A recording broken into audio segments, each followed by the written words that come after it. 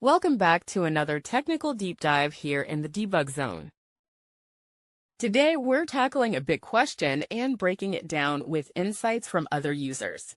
Hopefully, this clears up some misconceptions and helps you get the answer you need. So, buckle up, stay a little curious, and let's jump right in.